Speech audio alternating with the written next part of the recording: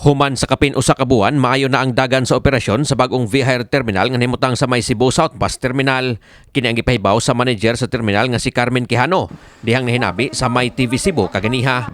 Matud ni Quijano nga ang numero 1 gayud nga problema ang ilang nasugatan sa unang buwan sa operasyon mao ang paghuot sa mga V-Hire sa ilang temporaryong terminal. Apan nasolusyonan na kini sa pagkaron ug ang Kapitolyo pinaagi ni Gobernador Gwendolyn Gwen Garcia.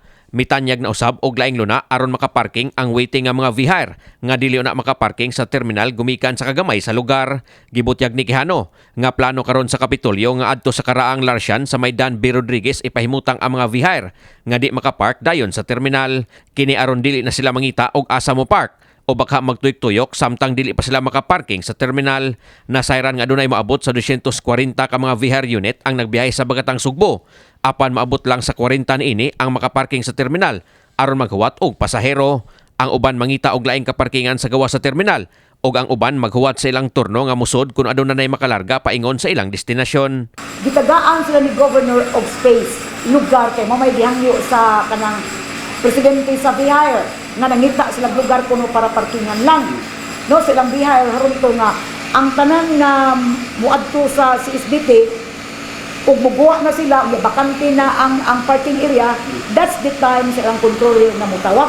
Pero until now, akong gisultian ang ilang presidente, wala pa man makikita pa ni Atty. Salubre. Kay si Atty. Salubre, mao gitasan sa gobernador, paghatag nila luna. Kay mao na ilang gipangayo. Ya karon nga gitagaan na sila, I just don't know og unsay nahitabo. Basta ako ni sulti na gid ko sa ilang si presidente. Samtang gibutyag ni Quijano nga nagsugod na o gamit sa suri-suri card sa top line ang mga V-Hire alang sa ilang mga pasahero. Kinihuman sa kapin usa ka buwan usab nga pagproseso niini. Gibutyag hinuon ni Quijano nga dili tanan ang nakakomply na niini.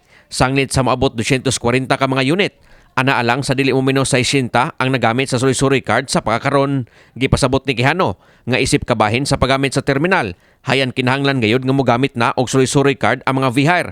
Sanglit mao naman kini ang pamaagi sa ilang operasyon. Kay unsay ilang balaod anang top line nga cashless naman ang mga pasahero, dili na sila magbayad pa, adto na automatic mo bayad dadto sa kanang top line. At morning, early in the morning, pwede na ka 9 o'clock or 10 o'clock. Before lunch nimo makakubra na kaswarta. What if ang kanang uban nga warag kapin, dili mo sugot kay murag basig di sila ganahan na inana. Pwede ba na? Wa ko kibaw ana basta ako kanang Sir Griggy, whatever decision from the governor. Mo-follow ra gid ko. Gawa sa problema sa parking na obserbahan nga daghan na ang mga pasahero nga mitultol sa bagong terminal sa V-Hire sumala ni Quijano. Kini si Greggy Magdadaro alang sa May TV Cebu.